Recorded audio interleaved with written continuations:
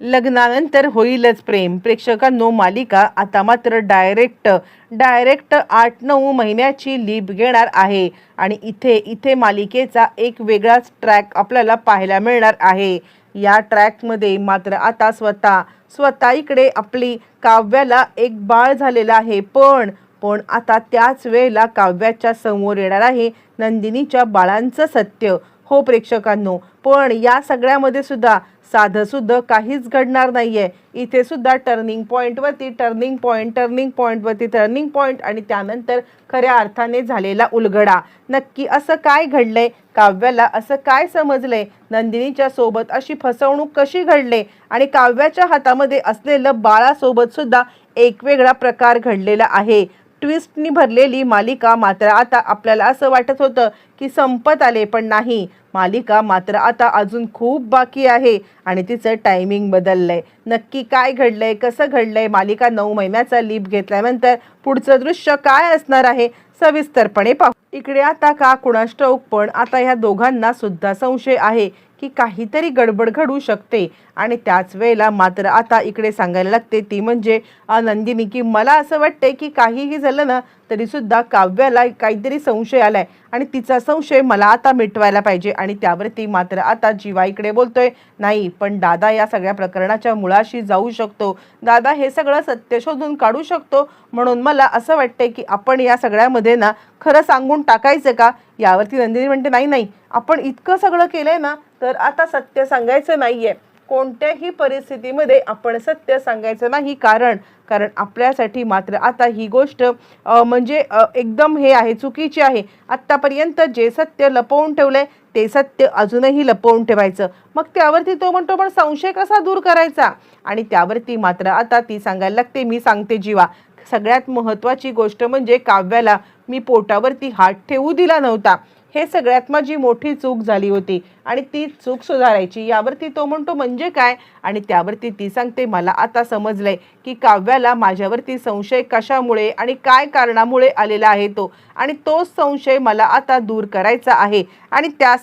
आणि तेच माझी चुकी झाली आणि तिथेच तिला संशय आलेला आहे.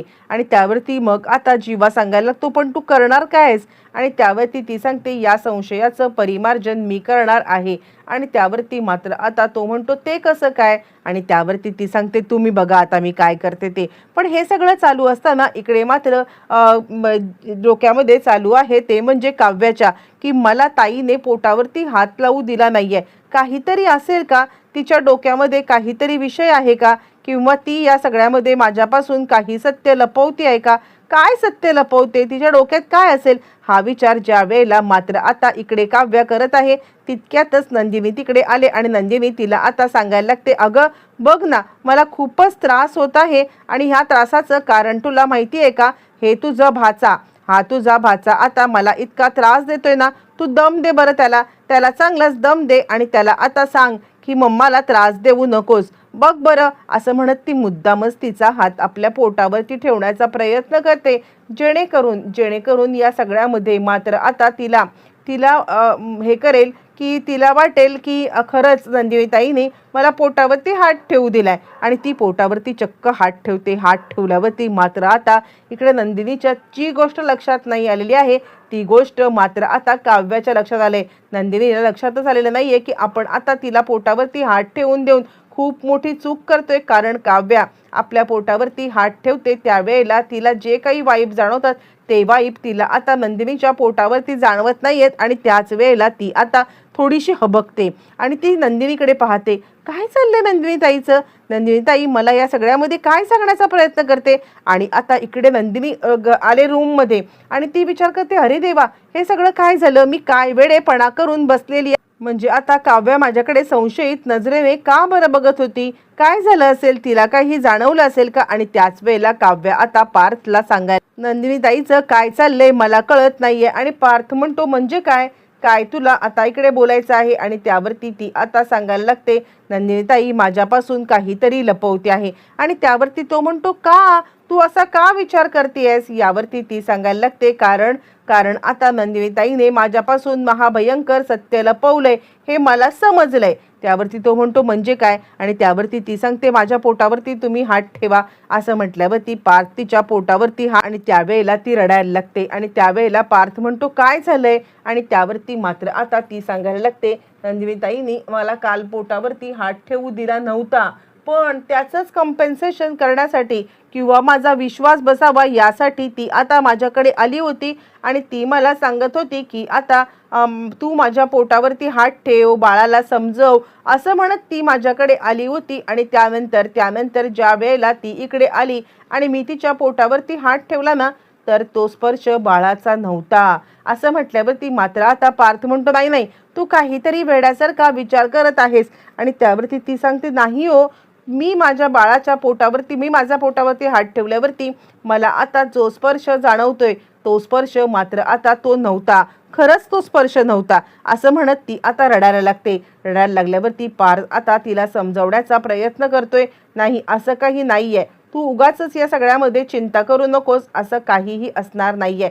हे म्हटल्यावरती ती म्हणते, तसंच असू दे, पण आता मी जोपर्यंत बाकी शहानिशा करत नाही, ताईच्या डॉक्टरकडे जात नाही, मी गप्प बसणार. आता इकडे काव्य आलेली आहे हॉस्पिटलमध्ये. तिला या सगळ्या आणि ती आता डॉक्टरांना भेटण्यासाठी थांबलेली असतानाच मात्र आता इकडे आर्या आणि आता नंदिनी यांची प्रोसिजर चालू झालेली आहे. त्यांची आता जी प्रोसिजर चालू झाले त्यामध्ये मात्र आता इकडे या नंदिनीचे एम्ब्रियो हे आता तिच्यामध्ये ट्रान्सप्लांट करण्यात आलेले आहेत.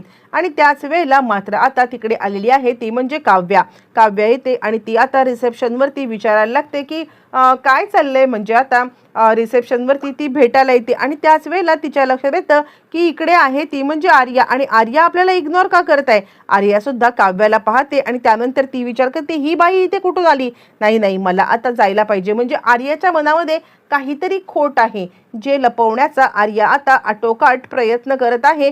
काहीतरी तिच्या डोक्यामध्ये मात्र आता चालू आहे. आणि त्याच वेळेला मात्र आता काव्या इकडे रिसेप्शनिस्टकडे येते आणि ती आता तिकडचे काही पेपर बघते. पेपर पाहिल्यावर ती मात्र आता तिच्या लक्षात आलेलं आहे की जी आता आर्या आहे ती आता स्वतः आता इकडे प्रेग्नेंट होण्यासाठी प्रयत्न करते आहे. हे तिला समजले आणि तिला काहीच कळायला मार्ग नाहीये. आर्या मात्र त्यावेळेला काहीच बोलत नाहीये. म्हणजे काव्य माहिती काढायला वेगळीच गेलेली आहे, पण तिला माहिती मात्र वेगळीच. आणि त्यानंतर आर्या मात्र धावत निघाली. नंदिनी तिला विचारते, काय झालं, तू इतकी का घाबरलेली आहेस? आणि त्यावरती ती सांगते, तुझी बहीण इकडे आलेली आहे आणि तिने बहुतेक आपले पेपर पाहिलेत. आणि त्यावरती मात्र आता नंदिनी सांगायला लागते, काय बोलतेस तू, कसले पेपर पाहिले तिने? आणि त्यावरती मात्र आता ती लगेच सांगायला लागते की खरं सांगायचं तर या सगळ्यामध्ये हे पेपर पाहिलेले आहेत ते म्हणजे आपल्या आता म्हणजे सरोगेसीचे. आणि त्यानंतर ती म्हणते, आता माझं काही खरं. आणि त्यानंतर काव्या फोन करून इकडे आता बोलवून घेते ती म्हणजे पार्थला. आणि ती पार्थला आता इकडे सांगायला लागते, पार्थ मला काहीतरी गडबड वाटते. आणि त्यावरती पार्थ आता ते पेपर पाहतो आणि त्याला कळले की इकडे आता म्हणजे आर्याने आता मात्र आपण स्वतः आई बनण्यासाठी हा प्रयत्न केलाय. मग त्यानंतर पार्थ तिला सांगायला लागतो, हे बा आपण ह्याच्यामध्ये ऑब्जेक्शन घेण्याचं काहीच कारण नाहीये, तो आर्याचा इंडिव्हिज्युअल निर्णय आहे. कारण आर्या जर का आता आई बनू इच्छिते तर आपण अडवणारे कोण आहोत तिला? आपण तिला अडवू शकत नाही आहोत. आणि यावरती ती म्हणते, पण ती लपून छपून का? आणि त्यावेळेला मात्र आता इकडे तो सांगायला लागतो, हे बघ, तिला नसेल सांगायचं, आपण कुणावरती ही जबरदस्ती करू शकत नाही आहोत की तू आम्हाला सांग किंवा काहीही. त्यामुळे तू तिला हे करू नकोस आणि ती या सगळ्यामध्ये जे काही करते तिला करू दे. आणि त्यावेळेला काव्याला मात्र समजलंय की इकडे आता डोनर कोण आहे ते समजलेलं नाहीये त्या बाळाचं, म्हणजे त्या स्पर्मचा. पण तिला इतकं समजलंय की ती आई बनते. आणि इथेच मोठा गोष्ट ती म्हणजे डायरेक्ट मालिका 9 महिन्याचा लीप घेत इकडे आता काव्याला बाळ झालेलं आहे, काव्याला मुलगा झालाय. पण त्याच वेळेला काव्याला मात्र आता हे सत्य समजलंय की इकडे आता नंदिनी आणि जीवा यांनी सरोगेट मदर म्हणून आर्याची निवड केली. पण त्याच वेळेला तिला ते पेपर आठवलेत जे तिने आधी बघितलेत, त्याच्यामध्ये नंदिनीचं कुठेच नाव नाहीये. हे स्पर्म जीवाचे असले तरी एग्ज मात्र आता इकडे आर्याचे आहेत. आर्या आणि जीवाची ती बाळं आहेत. हे सत्य मात्र आता समोर आलंय. ते म्हणजे काव्याच्या. आता हा महाभयंकर गुंता किंवा हा महाभयंकर गोंधळ हा कसा काय निस्तरला जाणार आणि नंदिनीला हे सत्य कसं काय कळणार? हे सत्य कळल्यावरती नंदिनी कशा पद्धतीने रिॲक्ट करणार, अनेक गोष्टींची उत्तरं येणाऱ्या भागात मिळणार आहे. जे काव्याला सत्य माहिती आहे, आता काव्याची लपवण्याची वेळ आहे. आता हा लपाछपीचा खेळ किती दिवस चालणार, काय चालणार, येणाऱ्या भागात कळणार.